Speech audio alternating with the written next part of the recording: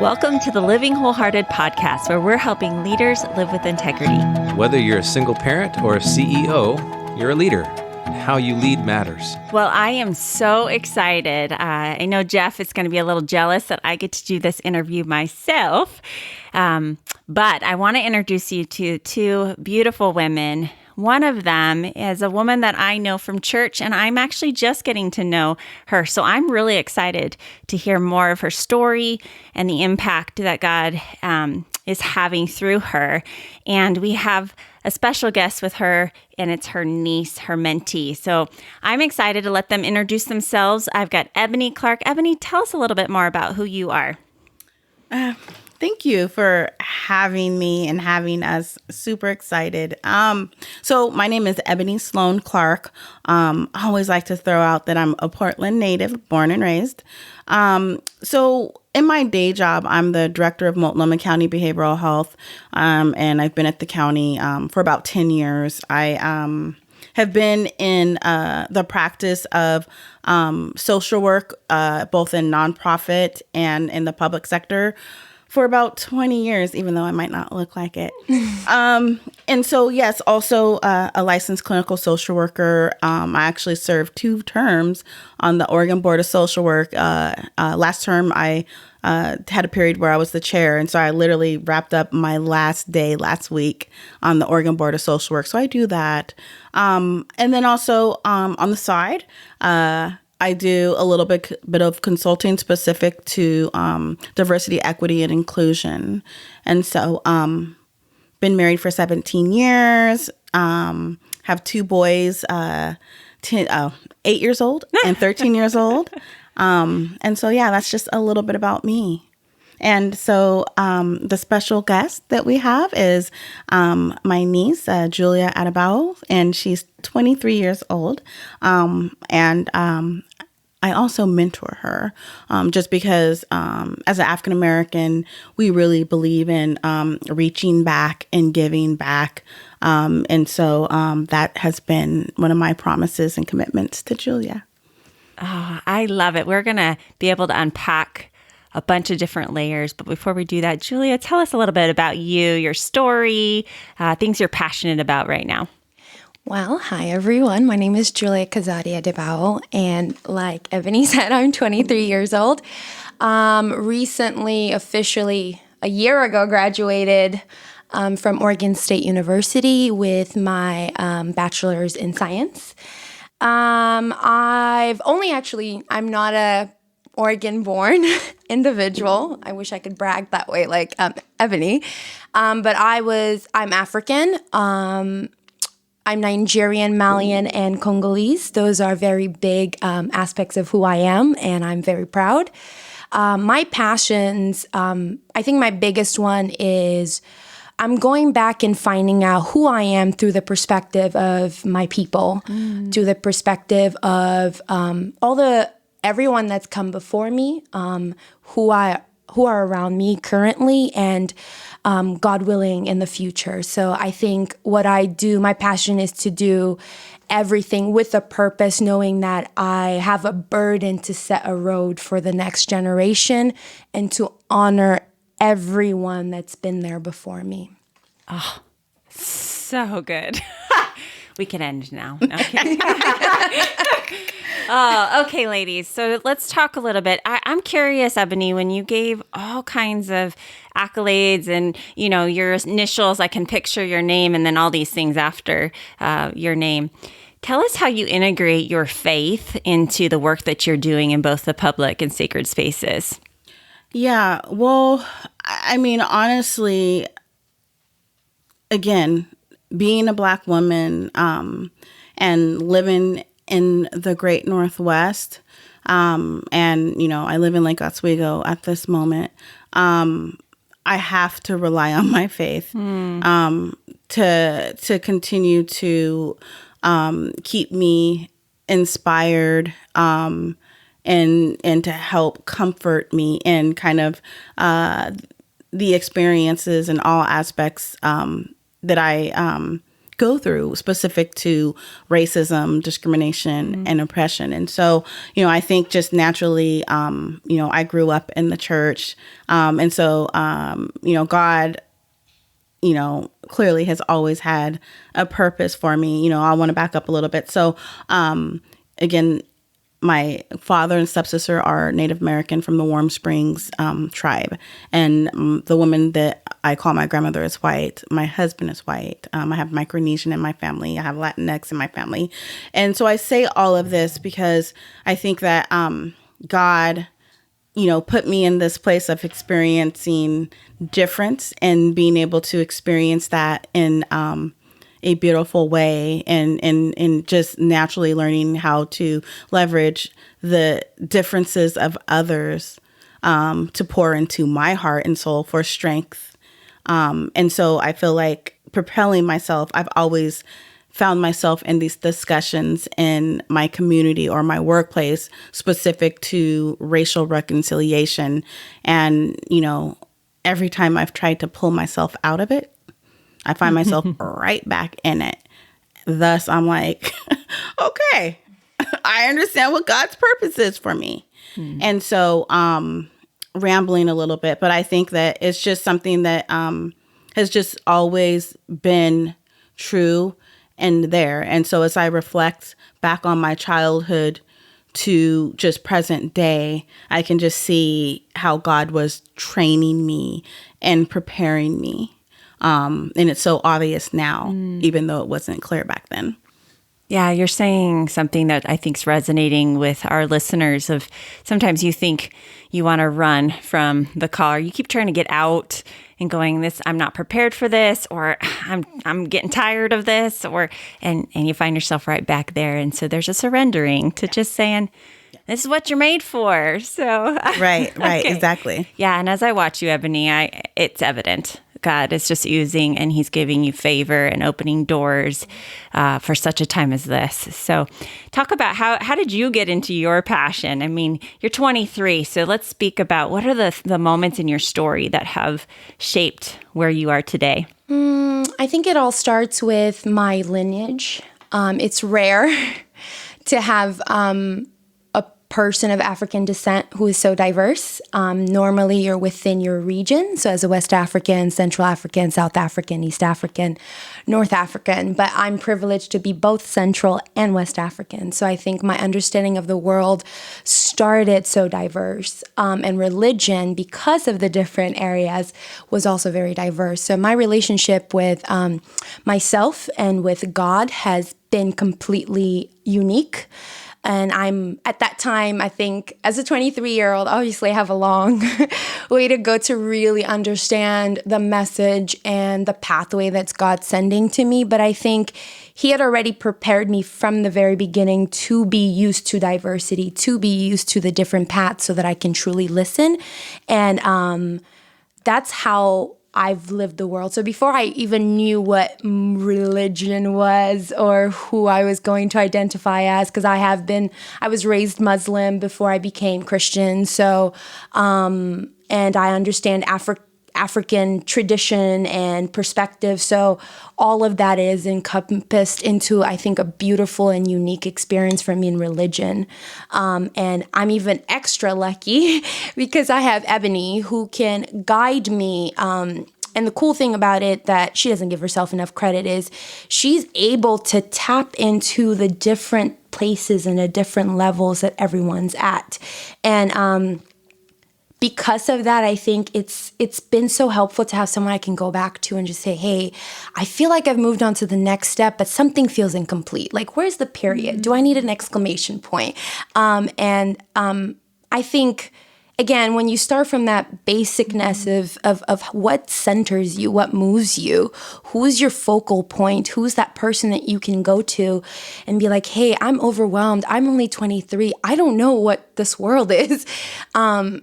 And trust that God is also communicating with you through the people in your lives. I think all of those have increased my passion to connect to people, whether it's in school, whether it's at church, whether it's at work, and even in the streets.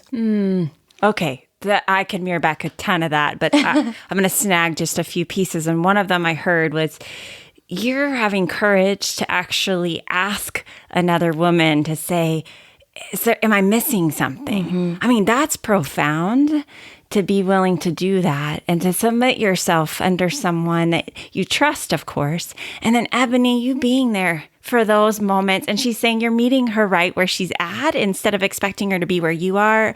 That's beautiful. Tell us how you're doing that. Again, it's just amazing as I reflect back on my spiritual walk. It's just so, I love being able to reflect a year ago, 5 years ago, 10 years ago, and just seeing how I've grown and how I've matured. And so I think it's through grace, because honestly, it's reciprocal in terms of we both support each other. And I think that, Julia sees things within me that I don't see in myself, and vice versa. But, it's just, I think, as I said earlier, in Black culture, it's rooted in us to reach back. And we are a collective people, and we understand that our future is reliant upon the generations after us. And so, I think it's just all of that plays into kind of the role, that I play for Julia. And it's just amazing. It's just God working, in my opinion. And I think, too, it's, again, living in one of the widest metropolitan cities in the United States. There's been some key experiences that I go through on a daily basis as not only a woman, but as a Black woman. And so, I find that it's really important to be able to model grace and our faith. And so that's why I feel like I also do for Julia. And, I remember when I was Julia's age and I just graduated from undergrad, I didn't have someone that I could talk to and look up to. And so if I can share my experiences to help propel her, because Julia is unique and she is so gifted, and sometimes she doesn't see that within herself. And so if I can help give her those nuggets so that she can learn to trust God and to recognize the talents and gifts that God's giving her, so that she can be confident and bold and courageous as she moves forward in life, that's what I'm going to do.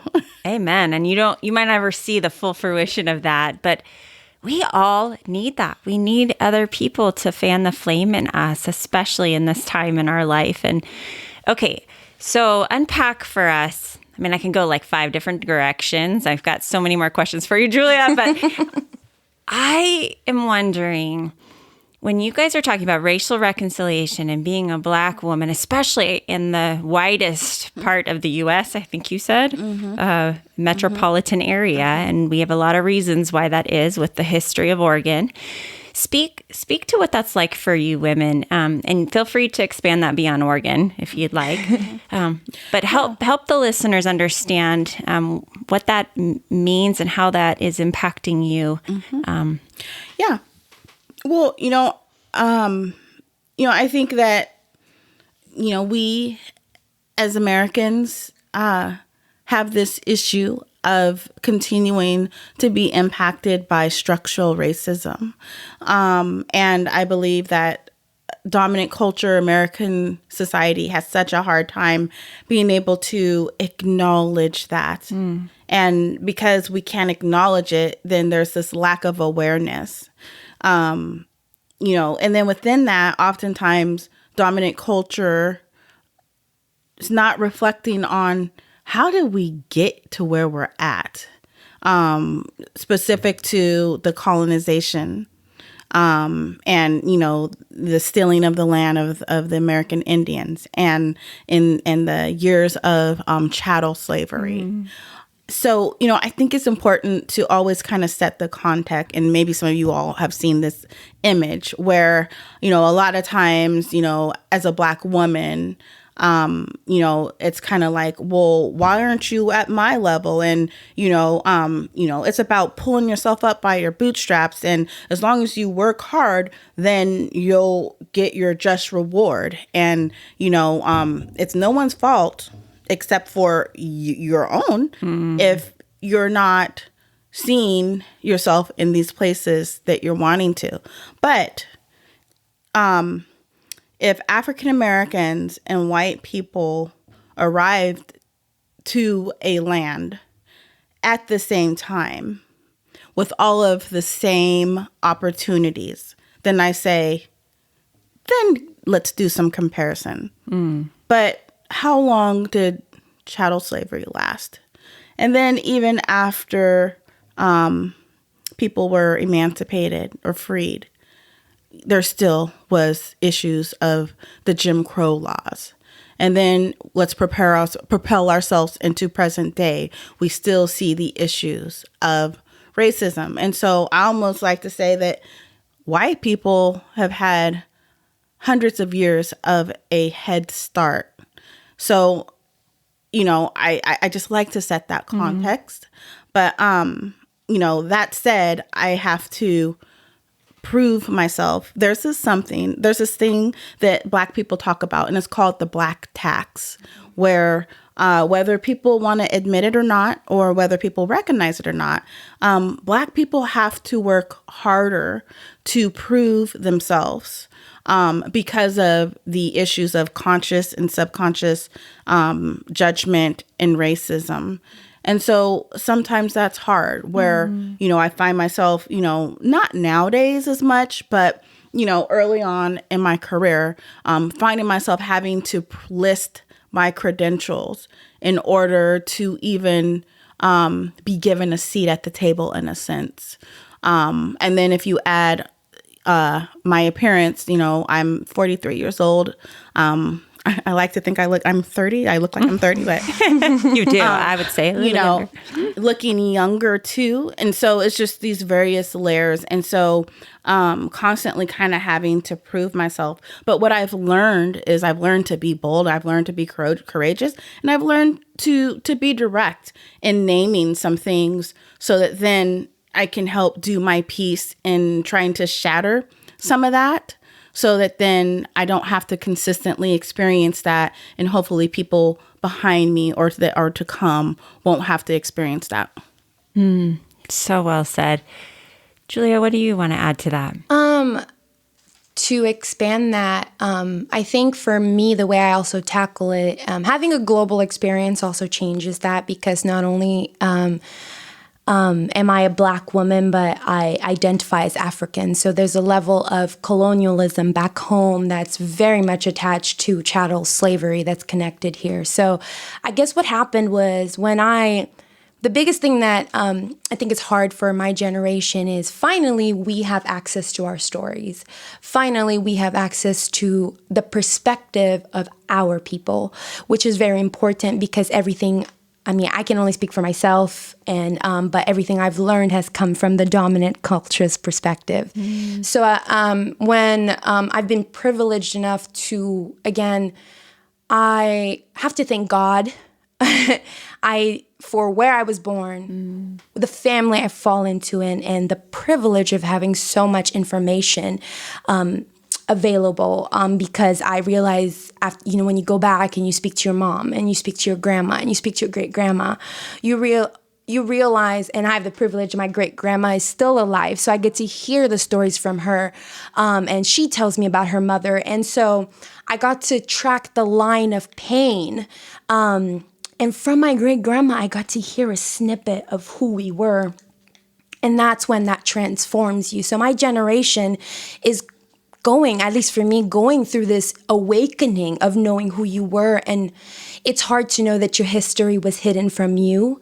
I can name dates of, when the meetings were set to erase the history from our people. So I think the biggest thing is the pain of knowing that you've been lied to for so long, to know that the lie was not just with you, not with your mom, but it goes hundreds, almost thousands of years old. So I think the biggest thing is for us, it's like, we know the story. We've been lied to. We've been, as someone that had to go to school, again, adding on to what Ebony is saying, that experience doesn't change just because you're in the corporate level. It starts from when you begin to live life. I go to school where I'm, constantly told, when you talk about slavery or when you talk about Black history, it's always in that concept of when slavery started. We never talk about the greatness of who we were before that.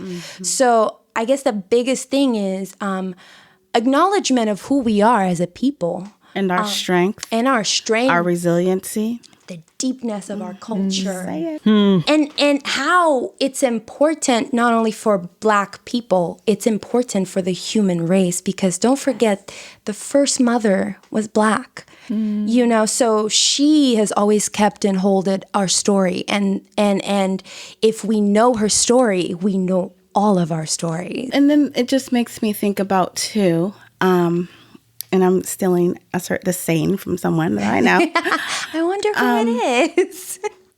If we recognize that God is, so powerful and omnipotent, then why are we so surprised at the diversity of people who are made in His image? And why would we expect something else? Or why is it that we're constantly trying to merge one process or lens? But God is diverse, and we are to reflect that. And so, I was trying to take it back to also, my faith. I just, that's just something I think that, is important to reflect on. I think it's a huge point that both of you are making. One, of knowing our story and the greater lens of where we're coming from, and that this is why it's so important for people of color to have a place to tell that story. And the other part of the diversity of, I hear sometimes, I'm sure you've heard this, but people will say, well, we need to be colorblind, or we need to, and I think as a trauma therapist and somebody who is continually helping people understand their context, knowing their generations of stories and doing genograms, we call those as counselors, right, Ebony? And so looking back and culturally, and my background, I have Middle Eastern background and German background. Those clash a lot, but they have some commonalities. And it explained a lot as being a female in more male-dominated cultures. Just a lot of pieces that make sense, but there's some reasons that those pieces of the cultural lens add to understanding who I am and why who God made me to be. And so when we just whitewash everything and make it all one way, we're missing the beauty, like you're saying, of God's design and the reflection of who He is. And it's uncomfortable sometimes to sit with the pain, your pain and my pain, right? So I think we don't want to go that far back. But I think it's important. I, in the African perspective, you can't move on without acknowledgement. So the way I like to picture all of this is think of a wound, right? When you cut yourself very deeply, you can wrap the Band-Aid all you want. If you don't treat it, it doesn't heal.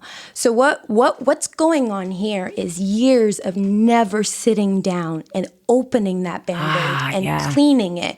So each pain, I consider that as adding, for example, rubbing alcohol, then adding the ointment, and then wrapping it up, right? It's painful. You got to rest a little bit, but at least you know you've taken care of that. But you can't just leave it at that level. You got to keep coming back to it and taking care of it and nurturing it. So think of I'm speaking for Black people because we are that wound that everyone had created, but never wanted to heal. And it's not the wound's responsibility to clean it, right? It's the wound heals when you add the necessity of the ingredients and the ointments and the herbs and the time that you need. And we've waited I want to say over, 8,000 years, but we can keep it simple to the American history just because I come from a global perspective. But in the American history, it's over 400 years of a festering wound. So acknowledgement. And I would just add that, so then, because you said this thing of like, love sees no color, or we're colorblind, or I just want to be colorblind.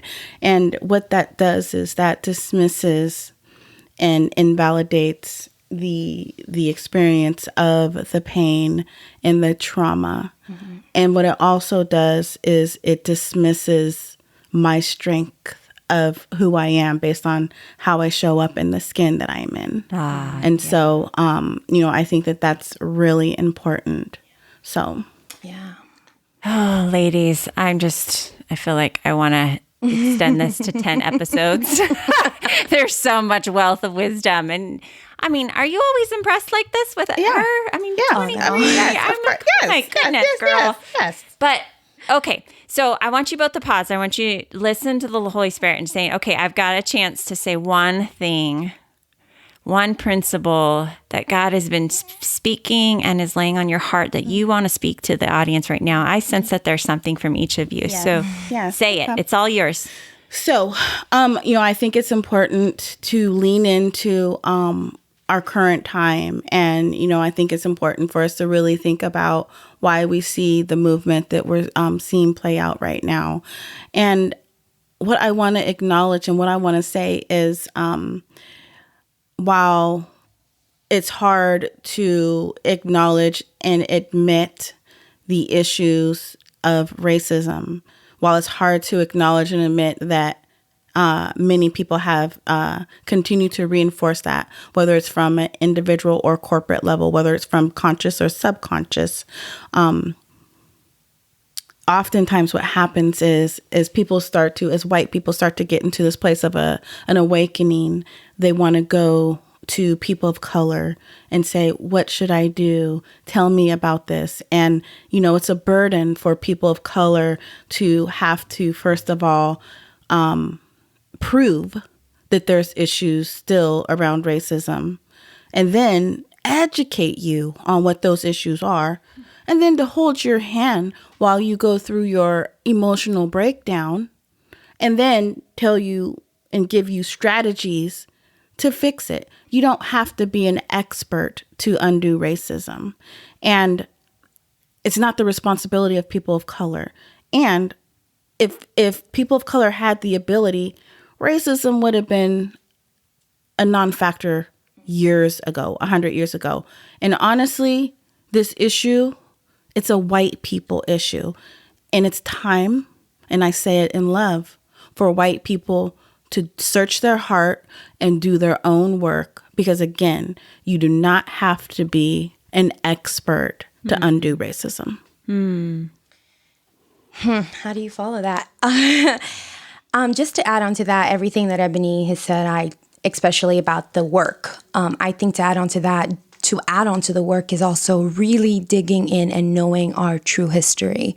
I think for both Black folks, but especially for white people, the history that everyone's been taught from kindergarten until now is not the full truth, and at times not even the truth.